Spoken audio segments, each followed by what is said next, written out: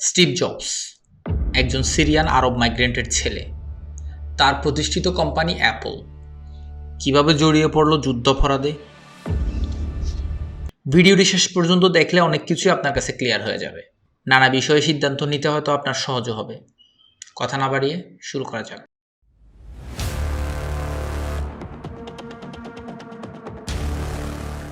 1948 সালের মে মাসের 14 তারিখ দ্বিতীয় বিশ্বযুদ্ধের বিজয়ী শক্তি ব্রিটিশ এবং আমেরিকানদের প্রত্যক্ষ সহায়তায় ফিলিস্তিনের ভূখণ্ডের দখল নেয়া পুলিশ সন্ত্রাসী গ্রুপের নেতা ডেভিড বেন গুরিয়ন দখলকৃত ভূখণ্ডে ইসরায়েল নামক একটি নতুন রাষ্ট্রের ঘোষণা করে।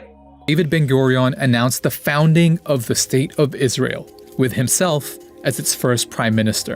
তার মাথার উপরে ছিল আরেকজন ইউরোপীয় ইহুদি নেতার বিশাল আকারের ছবি, অস্ট্রিয়ান হাঙ্গেরিয়ান সাংবাদিক থিওডর হার্জেল, জায়নিজম আন্দোলনের প্রতিষ্ঠাতা এবং ফিলিস্তিনি ভূমিতে ইসরায়েল রাষ্ট্রের স্বপ্নদ্রষ্টা, যার স্বপ্ন ছিল পবিত্র ফিলিস্তিনি ভূমিতে শুধুমাত্র ইহুদিদের জন্য আলাদা একটি দেশ হবে। জায়নিজম আন্দোলনের সূত্রপাত এখান থেকেই। হার্জেল একটি বই লিখে, একটি কমিটি গঠন করে। কমিটিতে মিটিং হয়। মিটিংয়ে কমিটির সদস্যরা কথা দেয় ইসরায়েল রাষ্ট্র প্রতিষ্ঠার উদ্দেশ্যে তারা পুরো জীবন ব্যয় করবে, টাকা পয়সা এবং শ্রম দিয়ে সহায়তা করবে। যারা শ্রম দিতে পারবে না তারা অবশ্যই টাকা দেবে। টাকা দেওয়াটাই সবচেয়ে গুরুত্বপূর্ণ। জায়নিজম প্রতিষ্ঠার এই আন্দোলনে সহায়তাকারী সকল সাথীদের বলা হবে জায়নিস্ট। জায়নিজমের সমর্থক হওয়ার জন্য জুইশ হওয়া আবশ্যক নয়। তাদের মতাদর্শে বিশ্বাসী হয়েও যে কোনো ধর্মের যে কেউ জায়নিস্ট হতে পারবে। থিওডরের স্বপ্ন একদিন জায়নিস্টদের একটি দেশ হবে। এর জন্য দরকার সকলের এক হয়ে কাজ করা এবং ফান্ডে টাকা দেয়া। এর জন্য এক বিশাল ফান্ড গঠন করা হয়, যা ব্যয় করা হবে আলাদা রাষ্ট্র গঠনের জন্য যা যা প্রয়োজন করতে। ইউরোপ থেকে আসা ইহুদি জুইশ সন্ত্রাসী গ্রুপগুলো ফিলিস্তিনিদের উচ্ছেদ করতে যে অস্ত্রশস্ত্র ব্যবহার করত সেগুলোর ফান্ড আসতো এখান থেকেই। দ্বিতীয় বিশ্বযুদ্ধের পর থিওডরের স্বপ্নের দেশ প্রতিষ্ঠিত হলো। আরব ভূমিতে নতুন রাষ্ট্রের ঘোষণা দিল পোল্যান্ড থেকে আসা ডেভিড বেন গুরিয়ন। কয়েক দশক ধরে ইউরোপ থেকে আসা সশস্ত্র সন্ত্রাসীদের কারণে অনেকগুলো আরব গ্রাম ইতিমধ্যে খালি হয়ে গিয়েছিল। অনেকে ঘরবাড়ির পাশাপাশি হারিয়েছিল আত্মীয় স্বজনদের। এই সন্ত্রাসী গ্রুপের নাম ছিল হাগানা।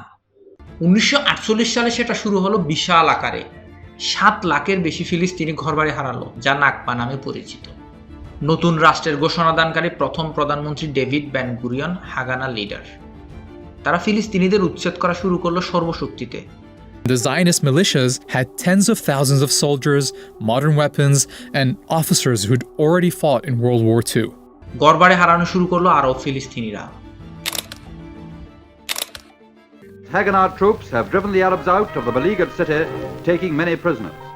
ফিলিস্তিনিদের উপর সদ্য প্রতিষ্ঠিত সন্ত্রাসী রাষ্ট্রের বর্বরতাকে প্রতিহত করতে আক্রমণ করলো আরব রাষ্ট্রগুলো মিলে। Arab forces from Egypt, Jordan, Syria, Lebanon, and Iraq marched to Palestine. হাগানার নতুন নামকরণ করা হলো নতুন দেশে, ইসরায়েলি ডিফেন্স ফোর্স বা আইডিএফ। ইউএস এবং ব্রিটেনের সহায়তায় ইসরায়েল আরব রাষ্ট্রগুলোকে হারিয়ে দিল। অবশ্য আরবদের খুব একটা আগ্রহ ছিল না যুদ্ধ করার। মূল যুদ্ধ করলো ফিলিস্তিনিরাই।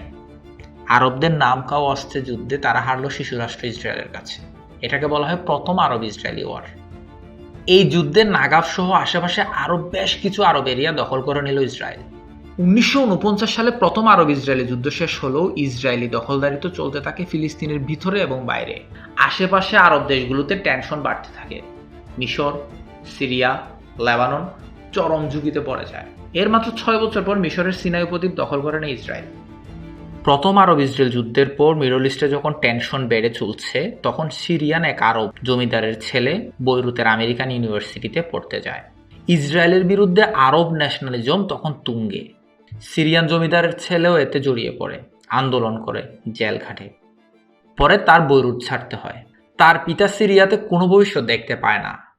অবস্থা এমন যে কোনো দিন ইসরায়েল সিরিয়ার ভূখণ্ড দখল করে নেবে। যদিও ইসরায়েল তখন সিনাইয়ের দখলও পুরোপুরি নেয়নি। বৈরুত ছাড়ার পর ছেলেকে সে পাঠিয়ে দেয় আমেরিকার নিউ ইয়র্কে। ছেলেটির নাম আব্দুল ফাত্তাহ আল জান্দালি। ভাবছেন অ্যাপলের কথা বলতে গিয়ে মিডল ইস্টের বা সিরিয়ান মাইগ্রেন্টের গল্প কেন? কারণ কিছু বছর পর অ্যাপলকে যে জন্ম দেবে তাকে জন্ম দেবে এই সিরিয়ান ছেলে। জান্দালির বাবার অনুমান সত্য হলো। 67 সালের আরব ইসরায়েলি যুদ্ধে সিরিয়ার বিশাল গোলান মালভূমি দখল করে নিল ইসরায়েল। 1973 সালে আরবরা ইয়ুম কিপ্পুরের যুদ্ধে ইসরায়েলকে সারপ্রাইজ দিতে গিয়েছিল। সেই একই সময়ে আমেরিকার সিলিকন ভ্যালিতে আসছিল প্রযুক্তির একের পর এক সারপ্রাইজ। ছোট চিপে অনেকগুলো ট্রানজিস্টর বসিয়ে প্রযুক্তির দুনিয়া পাল্টে দিচ্ছিল কয়েকটি কোম্পানি। 1975 সালে উইন্ডোজ নামক অপারেটিং সিস্টেম এনে কম্পিউটারের দুনিয়া বদলে দিল মাইক্রোসফট। তার 2 বছর পর 1977 সালে নতুন একটি ডেস্কটপ কম্পিউটার মার্কেটে আনে নতুন একটি কোম্পানি। কোম্পানিটির নাম অ্যাপল, যা কয়েক দশকের মধ্যে বদলে দেবে প্রযুক্তির দুনিয়াকে। বাকিটা ইতিহাস। ম্যাকিনটোশ, আইপড, ম্যাক, আইপ্যাড দিয়ে প্রযুক্তি কোম্পানিগুলোর শীর্ষে চলে এলো সিরিয়ান আরব মাইগ্রেন্ট আব্দুল ফাত্তাহ চান্দা আলীর ছেলে স্টিভ জবসের প্রতিষ্ঠিত কোম্পানি অ্যাপল। এক নামে সবাই অ্যাপলকে চিনে। বিশাল সম্পত্তির মালিক বনে যাওয়া স্টিভ জবস তার সম্পদের একটি বড় অংশ দান করে যায় এনজিওতে।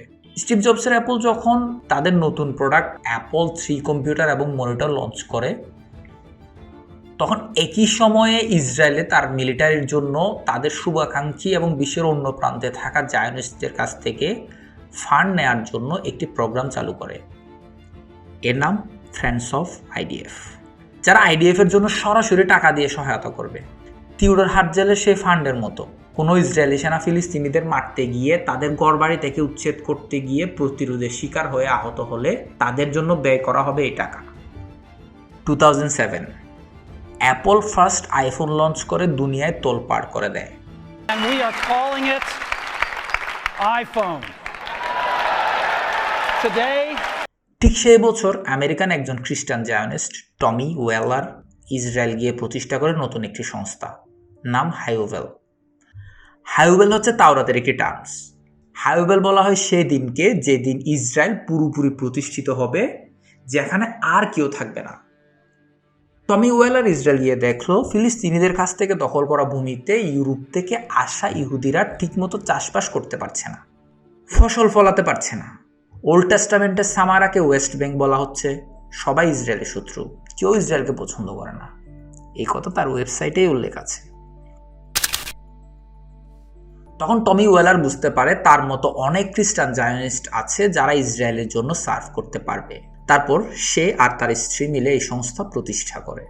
তাদের উদ্দেশ্য ছিল একদিন পুরোপুরিভাবে বাইবেলে বর্ণিত ইসরায়েল প্রতিষ্ঠা করবে। খ্রিস্টানদের তারা নিয়ে আসবে ইসরায়েলকে সার্ভ করার জন্য। ফিলিস্তিনিদের উচ্ছেদ করে তাদের ঘরবাড়ি ভেঙে দিয়ে সেই জায়গায় গাছ লাগিয়ে গাছের বন বানিয়ে ফেলেছে তারা।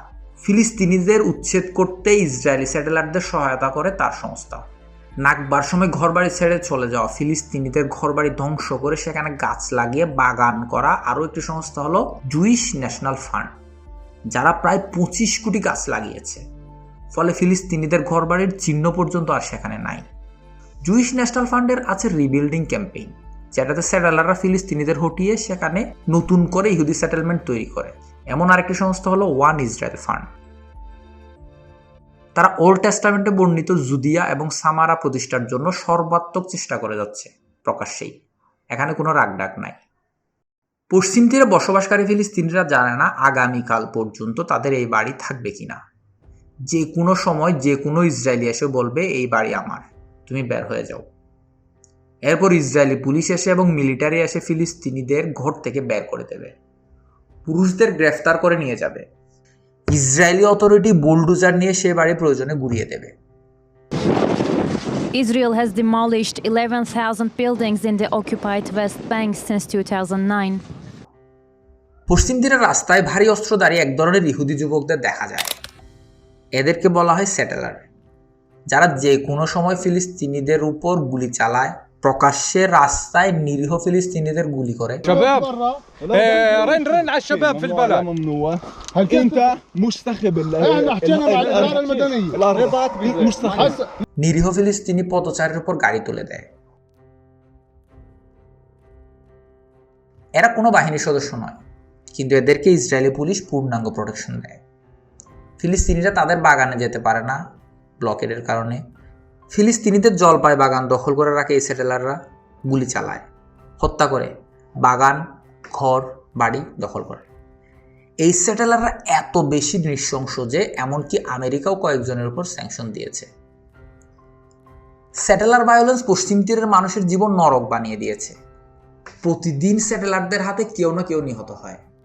এই ফুটেজগুলো এত ডিস্টার্বিং যে ভিডিওতে ব্যবহার করছি না। ভাবছেন এত কথা কেন বলছি?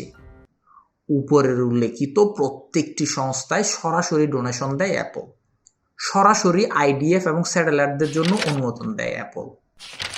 দাতব্য সংস্থার জন্য এমপ্লয়ীদের দেওয়া ফান্ড থেকে ডাবল করে সেটা ইসরায়েলি স্যাটেলার এবং আইডিএফ এর জন্য পাঠানো হয়। এটাকে বলা হয় ম্যাচিং ডোনেশন। কেউ যদি $10 দেয়, অ্যাপল নিজ থেকে $10 যোগ করে সেটাকে ডাবল করে অর্থাৎ $20 করে পাঠিয়ে দেয়। ডোনেশনকে ডাবল করে স্যাটেলার এবং আইডিএফ এর জন্য পাঠায় তারা, যা ব্যবহৃত হয় ফিলিস্তিনিদের উচ্ছেদ, হত্যা এবং নির্যাতনে। কর্মীদের দাবির মুখেও অ্যাপল নিজের অবস্থান থেকে সরেনি। ফিলিস্তিনের সমর্থনে কুফিয়া, পিন, ব্রেসলেট পরায় বেশ কিছু কর্মীকে সতর্ক করেছে এবং কিছু কর্মীকে চাকরিচ্যুত করে অ্যাপল। ফিলিস্তিনকে সমর্থন করে তারা অফিসে ওয়ার্ক এথিক্স ভঙ্গ করেছে এবং ডেঞ্জারাস এনভায়রনমেন্ট তৈরি করেছে বলে জানানো হয় তাদের। অ্যাপলের কর্মীরা এপ্রিলে অ্যাপলকে খোলা চিঠি লিখে যাতে প্রায় 300 জন সাইন করেছে ফিলিস্তিনিদের প্রতি এই ডিসক্রিমিনেশন বন্ধে। বলা বাহুল্য, অ্যাপল কর্ণপাত করেনি।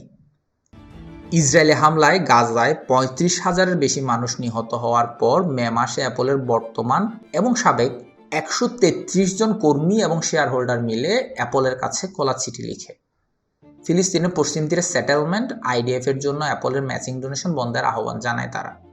অ্যাপল এর কোনো উত্তর দেয়নি। ফ্রেন্ডস অব আইডিএফ, হাইওভেল, one Israeli fund, Jewish national ফান্ডের মতো সংস্থাগুলোতে নিয়মিত ডোনেশন অব্যাহত রেখেছে অ্যাপল। 35,000-এর বেশি নিরীহ ফিলিস্তিনি ইসরায়েলের হাতে নিহত হওয়ার পর খোদ আমেরিকাতে যখন ইসরায়েলি বিরোধী ডাক উঠেছে, আন্তর্জাতিক আদালত ইসরায়েল গণহত্যা করছে বলে বলছে, তখনও ইসরায়েলি মিলিটারি এবং স্যাটেলাইটদের সহায়তা অব্যাহত রেখেছে এই টেক জায়ান্ট। আমেরিকান অনেক প্রতিষ্ঠান ইসরায়েলের সাথে ব্যবসা করে, তারা সরাসরি ডোনেশন করে না। কোকাকোলা ফিলিস্তিনিদের কাছ থেকে দখল করা ভূমিতে ফ্যাক্টরি করায় কোকাকোলা বয়কটের প্রথম ডাক আসে। এইচপি ফিলিস্তিনিদের প্রতি ইসরায়েলি ডিসক্রিমিনেশনে বায়োমেট্রিক নিতে সহায়তা করার মেশিন ইসরায়েলকে প্রোভাইড করে ব্যবসা করছে। কিন্তু অ্যাপল শুধু ব্যবসায় করছে না, তারা ইসরায়েলি গণহত্যায় সরাসরি টাকা দিয়ে সহায়তা করছে। ফিলিস্তিনিদের উপর নৃশংস ইসরায়েলি যুদ্ধাপরাধে তারা সরাসরি ফান্ড করে যাচ্ছে। 2023 সালের অক্টোবরে গাজার উপর নৃশংস ইসরায়েলি গণহত্যা শুরুর 2 সপ্তাহ পরেই অ্যাপল আইডিএফকে $34.5 মিলিয়ন সহায়তা পাঠায়, যা বাংলাদেশি টাকায় 400 কোটি টাকার বেশি। অ্যাপল এখনো পর্যন্ত সহায়তা বন্ধ করার কোনো ঘোষণা দেয়নি। সাবেক এবং বর্তমান কর্মীদের চিঠিরও কোনো জবাব দেয়নি। এর বাইরে আরো কত ডোনেশন দিয়েছে সেটা উভয় পক্ষের কেউ ডিসক্লোজ না করলে আমরা কখনোই জানতে পারবো না। হয়তো চাপের মুখে কখনো স্টেটমেন্ট দিলেও দিতে পারে, আবার নাও দিতে পারে। স্টেটমেন্ট দিলেও হয়তো গোপনে সহায়তা অব্যাহত রাখবে, কারণ ডোনেশন গোপন রাখা যায়। যদিও তারা এখনো প্রকাশ্যে ডাবল ডোনেশন অব্যাহত রেখেছে। ফিলিস্তিনিদের উপর নৃশংস গণহত্যায় সরাসরি টাকা দিয়ে সহায়তা করা অ্যাপল কি নিজের যুদ্ধাপরাধ এড়াতে পারে? আইফোন, ম্যাকবুক কিন্তু আমার আপনার দেয়া টাকা অ্যাপল হয়ে ইসরায়েলি আর্মির হাতে যাওয়া অস্ত্রে খুন হওয়া ফিলিস্তিনিদের রক্তের দায়কে আমরা এড়াতে পারবো? কোকাকোলা বয়কট না হয় হলো, আইফোন না কেনার লোভ কি পারবো আমরা সামলাতে? পেছনের অ্যাপলের লোগো শো না করে কি পারবো আমরা? যে আপেল লাল হয়ে গেছে নিরীহ ফিলিস্তিনিদের রক্তের দাগে।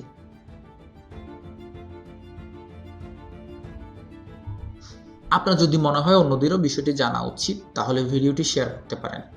ভবিষ্যতে আরও ভিডিও দেখতে চাইলে সাবস্ক্রাইব করে রাখতে পারেন ইউটিউব চ্যানেলে। সাবস্ক্রাইব করতে পারেন আমার টেলিগ্রাম চ্যানেলেও। ধন্যবাদ, ভালো থাকবেন, আল্লাহ হাফেজ।